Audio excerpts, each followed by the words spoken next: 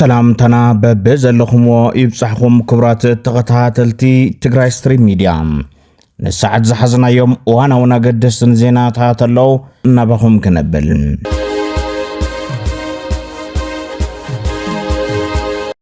ለጀነራል ታደሰ በትክክል የሚያዩ ሁለት አይን ይሰጣቸዋል አይናማ ያደርጋቸዋል በህግ ላይ ቆመው አወያይተው ጊዜ ወስደው በሁሉም ፈቃድና ይሁንታ የመጡ ፕሬዝዳንት ስለሆኑ አይናማ ሰው ያደርጋቸዋል የትግራይ ህዝብ የጠማውን ሰላም የትግራይ ህዝብ የጠማውን ልማት የትግራይ ህዝብ የጠማውን እንደ ሌሎች ወንድሞቹ ወጥቶ የመግባት መሻት ስናሳካ እስከዚህ ደቂቃ ያገኙትን አይን በብርሃን የተሟላ ይሆንና ለኢትዮጵያም ለአፍሪካም እጅግ ጠቃሚ የሆነ ስራ ሰርቶ ለማለፍ ታሪክ የሰጣቸውን እድል እንደሚጠቀሙበት ተስፋ እዚህ ስልጣን ሒዙ ተሞሊሱ ማለት ህዝብ ትግራይ ሓሪሩ ማለት ዓመት ሙሉ ዝሕረረና ሰብኣይስ እንደገና ፍርቃ ዓመት ዝሕረሮም ተባሂሉ ክላፍ ከሎ እዚ ስኢልና ባዕልና ንባዕልና ንብድል ኣለና ንሕና ይዝኹ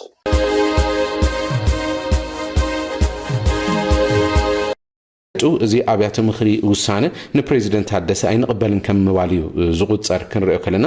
ተቀዳዲሞም ነቲ ካብ ትማል ጀሚሩ ነቲ ናይ 2012 ወርሒ ጳጉሜን ዝተመረፀ መንግስቲ ናብ ስልጣን ይመለስ ክብሉ ተን ወረዳታት ተርእየን ኣብ መግለጽታተን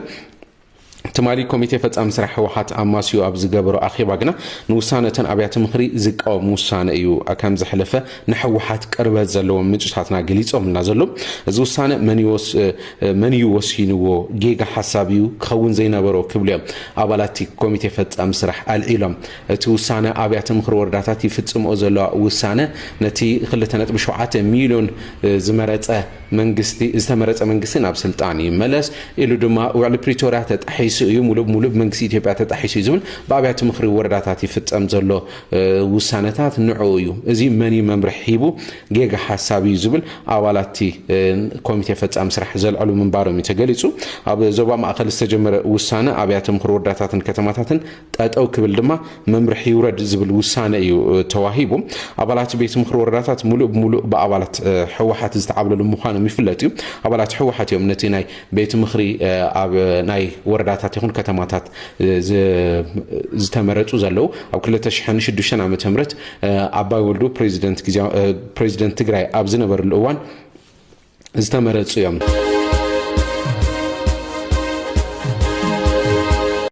أنا بريزيدنت هذا صورة ده زملكت حبرتها بأخاو جنزلك لما عند خوين زلت دولنا يا إيمانتي صعب أو قدامي من السربية صفات نايت قدامي منسترات بفلاي كعا نقدر درا زل انت مسلك كيدو صوصا قريو زل حو حتى مزي فقدل بونه نخيد له مالك كده صوصا انت قريو مزحو حكي كده صوصا انت قريو كو صوب يسك عمون كوم يتشيمو حزو زري ان زل زي كم صوصا كم زغربه منغس ايتيوبيا وعلنا غيرنا له بزي تنكل لو بزي قنعنا يقول له ناي أفتناي ما خطر ما معري جبوز فصل مسبيو من كيو يفلت نسبزي توصل له كنا زغنة نجار خاولب بنتو خينا تتطلع بلا يزار باي كنا تزي بلا حدا ساعات كوفي الكاسمي خايو تانت ويت رخباني خا أنا وتناوحش دي صورة تناوحي قال ما زي أسمعكم أنا بوجنا يسمعكم خلت سلسلة وطيقاني رخا دي ساق قفتمنا بالسجنة قفتمنا يتبقى دهنا ناي دبرت إن مالحسري زنس كوين خوناتو ناي أماني لسفا مالحسري زنس كوين خوناتو نا أماني لسفا يقبلني كان ود ورا يقبل أنت ني بريزيدنت مختار بريزيدنت نفعل شو لازلهم لي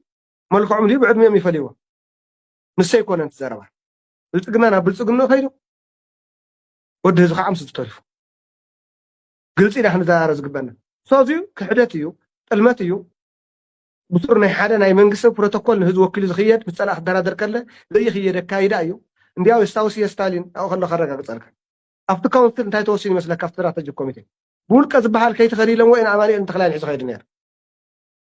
تحاربونو بقول كوكي كركون دي ساعة كوميتي خلناهم بالنسخاتكم في كيس نحمهم أنا أتيل لهم بس بقول كذا ما حدث كعدي ساعة أيو مالتي أنا فارتي بقول كذا ما خير مالتي هذا خاطر قليلو أدي ساعة يركض وايلو مالتي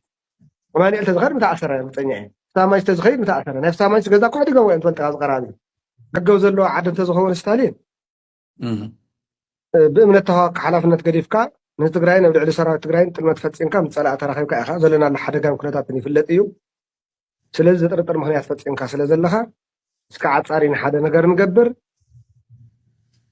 تلمت فتسين كاسلز لها أو جزا خفالي جبح كالي من اللي أنا وزول عام سلزي ولا تقرأي انت زي كوين كن بقى هم زي كوي يقبر الله يسكع خنزي خليه لمبركو بس من قد زي تقرأي ما راح يخوينهم زي قطر كوي فلتي طفي وي مثلنا عاد لما عندنا ما خلاص يزوا أكاوي ورد حتى بني علم توقسون أو زحر كان زي أتين من قصنا ملسلنا بيت غرنا ملسلنا خلنا خلوون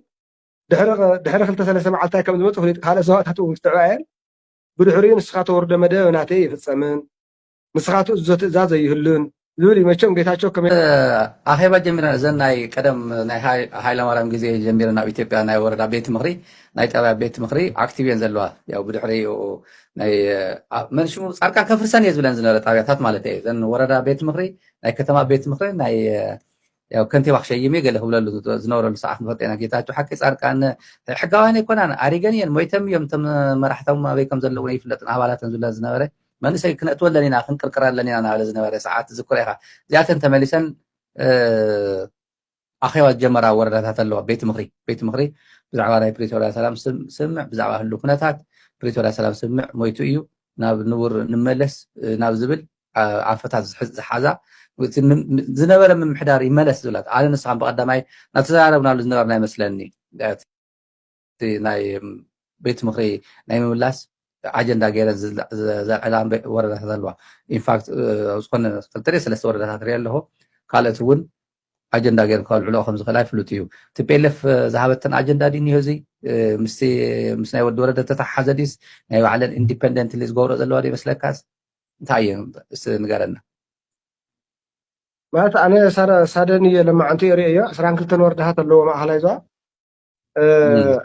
إسراء لما أنت كايلن الله أنا ما سينزور دا جرجل سلزة خنات مردعت سلزة حلف إمبر بما أخل بتبيلك توادي زورة ده يكونه ببوردن بتناي بيت مقرأ أبار هنا تزمن حتى تيجون إلا ما تأخذنا ده حتى تنا نسيو أو شيء يقولنا خصت مخنا عرف قال ده حتى كان نسيو هنا تو ترى نسي كنا نهلا يكونه كم تبهل دلستان أفتنا روعة نتأثر إخوان تخين كا ولو بريتوريا فدار منقصوا عليه أفريسوا ولو بريتوريا أنا صراحة أنت تيوعيلو أجاو بيت مخرج زنوري ملست منقصنا ملسنا هنا تو منقص زي بالله تقرأي تموتيات تتأفي عدلنا أب سكرين تريكم الله تملكتي ودورة ده قرب زول ريبورتيو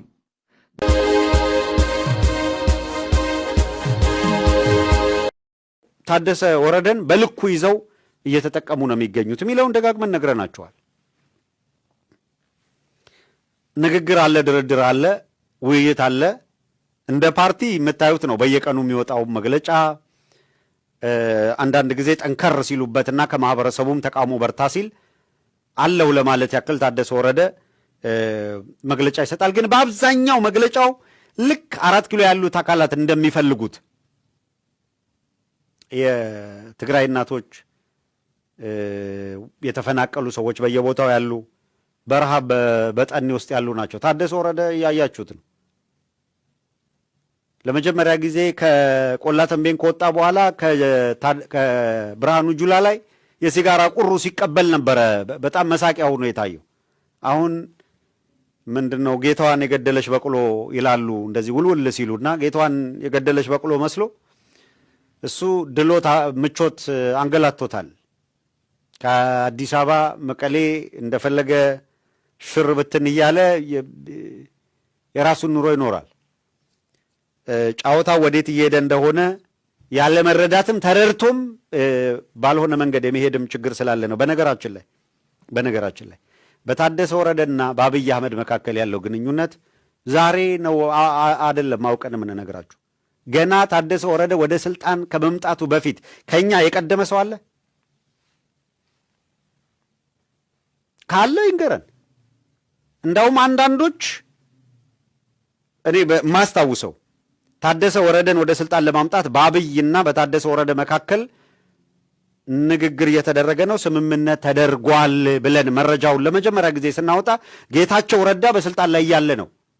የጌታቸው ረዳ ጉዳይ እንዳበቃለት ሲያውቅ አብይ አህመድ ታደሰ ወረደን ሊተካ ሲል አብይ ታደሰ ወረደን ሊተካ ነው። ኖት ቲፒኤልኤፍ አይደለችም። አብይ ታደሰ ወረደን ወደፊት አመጣለሁ ብሏል። በጎን ታደሰ ወረደና አብይ እየተነጋገሩ ነው። ታደሰ ወረደን የመረጠበት ምክንያት ደግሞ ግልጽ ነው። የአውራጃዊነት ፖለቲካውን ለማጦዝ ታደሰን ወደፊት ያመጣል። ጌታቸውን እኮ መጀመሪያ ለዛ ነበር። ጌታቸውን አመጣ። የጌታቸው ውጤት አላመጣ ሲል ጌታቸውን መለስ ሲያደርግ ታደሰ ወረደ መጣ። ልክ የታደሰ ወረደና የአብይ አህመድ ግንኙነትን አጣርተን ጌታቸው ረዳ አብቅቶለታል፣ ጌታቸው ተነስቶ ታደሰ ወረደ ሊተካ ነው የሚል መረጃ ስናወጣ በደንብ አስታውሳለሁ። ጌታቸው ረዳ ቴዲ ሪዮት ጋር ቀረበ፣ ጠየቀው። ቴዲ አንተ እንደተነሳህ ታደሰ ወረደም ወደፊት እንዲመጣ እንደተወሰነ ይነገራል፣ እንዲህ አይነት መረጃዎች አሉ፣ ትክክል ነው ወይ ይሄ የሚባለው ብሎ ጠየቀው። ቅጥፈት ነው አለ ጌታቸው ረዳ። ይሄ ቅጥፈት ነው፣ ዝም ብሎ በሬ ወለደ ነው። እንዳውም ሌላ ሰው ነው እንጂ የታሰበው ሲነገር የነበረው በሩመርም ታደሰ ወረደ ወደ ስልጣን አይመጣም አለ። ጀስት ቀን ነው ዝም ያለው። በማግስቱ በሰራነው ፕሮግራም ማን ነው እውነተኛ የሚለውን አብረን እናየዋለን ወደፊት የሚል ነገር ነው የሰራ ነው።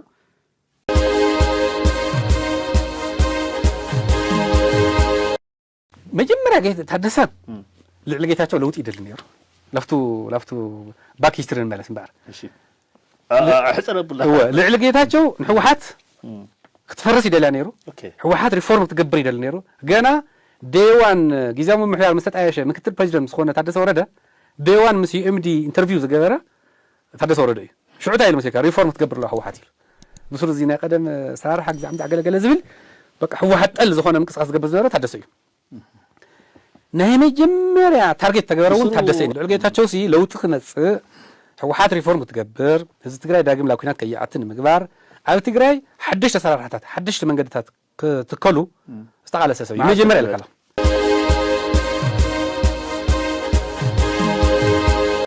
እዚ ዝኒሄ ካሊእ ሕማም ግን ወዲ ወረደ እመኑኒ ወዲ ወረደ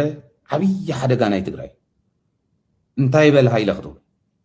ንዓይ ተመሳሲልካ ተለማሚፅካ ምስ ወዲ ወረደ ምኻድ ንግለይ ንኸብደይ ብኸብደይ ዝሓስብ እንተዝኾን ንሱ ይሕሸኒ ብርእሰይ እየ ዝሓስብ ሕልና ኣለኒ ግን ፅበሐይ ክሪኦ ደሊ እየ ደቀይ ደቃ ሃይለ ተባሂሎም ክኸርዑ ደሊ እየ ፅባሕ ንጎ ክሓፍሩለ ይደልዮም ደቀይ ዝብሎም እቶም ኣነ ክወልዶም ዝኽእል ኣብ ተጋሩ ኣብ ትግራይ ዝኒአው ህፃውንቲ እውን ሓዊሲ ክኸርዑለይ እየ ዝደልዮም ብሕልናይ ዝሓስብ ኮይኑ ክሓለፍ እየ ዝደሊ ለዚ ወዲ ወረደ ካብ ጻድቃንን ካብ ጌታቸውን ንላዕሊ ሕማም እዩ እንዶም ዘይርአ ሕማም ንምርካቡ መርሚርካ ንምርካቡ ዝኸብድ ሕማም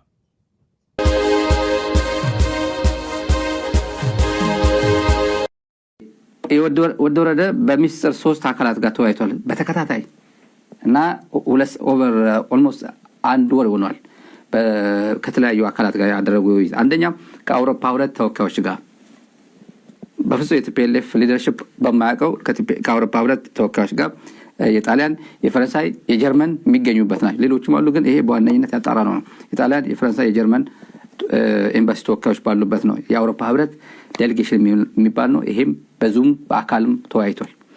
ሁለተኛ ጂኤስኤስ የሚባል የትግራይ የምሁራን አሶሲዬሽናል ጂኤስኤስ የሚባል which ማን ጻድቃን ተወክሏል ሌሎችም አሉ በጊዜ አስተዳደሩ አንደኛው ስቴክ ሆልደር ነኝ ስለነበረው አይ ቲንክ አሁንም ስቴክ ሆልደር ይመስለኛል እዛው አሉት እነዚህ ተወካዮች ነን የሚሉት በእነዚህም ጂኤስኤስ በሚያውቀው ሳይሆን የተወሰኑ ሰዎችን መርጦ ከነሱ ጋር ውይይት አድርጓል ይሄም የዙም ውይይት ነው የተረጋገጠ ነው ሶስተኛ ከብልጽግና አካላት ጋር አድርጓል ከብልጽግና አካላት ጋር ይሄን ስብሰባ አድርጓል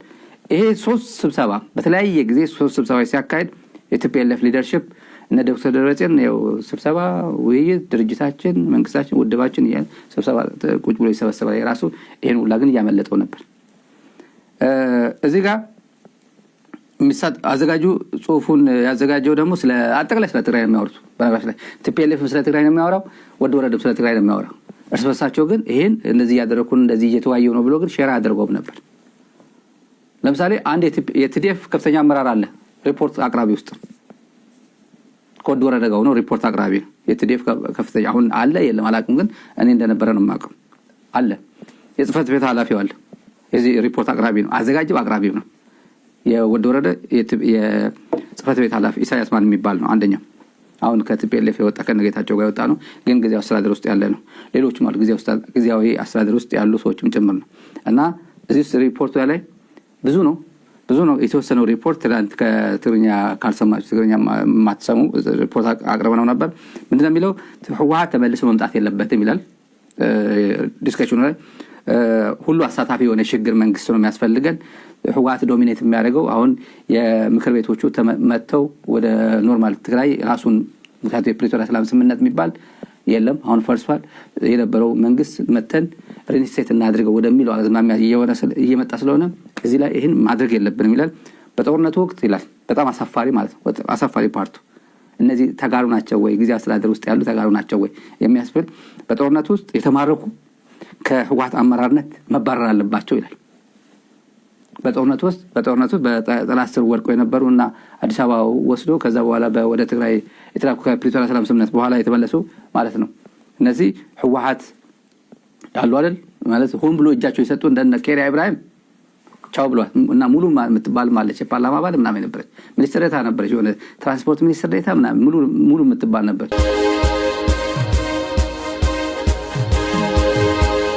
ህወሓት ብዝምልከት ዝኾነ ይኹን ደንገርገል ክል የብሉ ኩሎም ዝገብሮም ነገራት ብኣንጻር ህልውና ስልጣን እዩ ዝርኦም። ሕዚ ዝገብሮ ዘለና ንኣብነት ንርአ ሻዕብያ ምስ ዝበሃል ደመኛ ጸላይ ትግራይ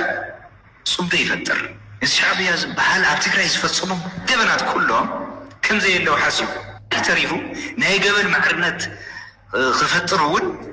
ናይ ገበን ፋብሪኬት ገይሩ ብወገን ትግራይ ምስ ሻዕብያ ዝሰርሕ ሓይሊ ምስ ሻዕብያ ዝሰርሕ ሻዕብያ ስለ ዝፈትዎ ምስ ሻዕብያ ዝቀራረብ ዕላማ ስለ ዘለዎም ነሰሰሪ ይኮነን ንስልጣኑ ኣብ ስልጣን ንምጽናሕ ስለ ዘገልግሎ ጥራሕ ኢሉ ምስ ሻዕብያ ዝሰርሕ ሓይሊ እዞ ምናልባት ካብ ሻዕብያ ካሊእ ሓይሊ ንስልጣን ብኣንጻር ስልጣኑ ካሊእ ሓይሊ ዝሕሸ ኮይኑ ተረኺቡ ምስ ካሊእ ሓይሊ እውን ክሰርሕ ፈቃደኛ ዝኾነ ሓይሊ እሶ ሕወሓት እንታይ እዩ ክበሃል ከሎ እቲ ብቐዳምነት ዝገልፆ ነገር ናይ ስልጣን ሓይሊ እዩ ዝብል ንስልጣን ክብል ኩሉ ነገር ንምግባር ድልው ዝኾነ ሓይሊ ኣብ ስልጣን ንምጽናሕ ሳም ፓርት ኦፍ ትግራይ ምሻጥ ዘድልየት ኮይኑ ክሸይጥ ድልው ዝኾነ ኣብ ስልጣን ንምጽናሕ ኩናት ምፍጣር ኣድላይቲ ኮይኑ ኩናት እውን ንምግባር እንድሕሪ ዘየለ ኣብ ስልጣን ንምጽናሕ ክቡራት ተኸታተልትና ንሰዓት ዝሓዝናዮም ዜናታት ነዞም ተኸታተልኩሞም ይመስሉ ነይሮም። በአቀራረባና ትሕዝቶና እንተፈቲኹምና ሰብስክራይብ ብምግባር ሕለፉ። ሰላም ንህዝቢ ትግራይ፣ ሰላም ንኹሉ ወዲ ሰብ።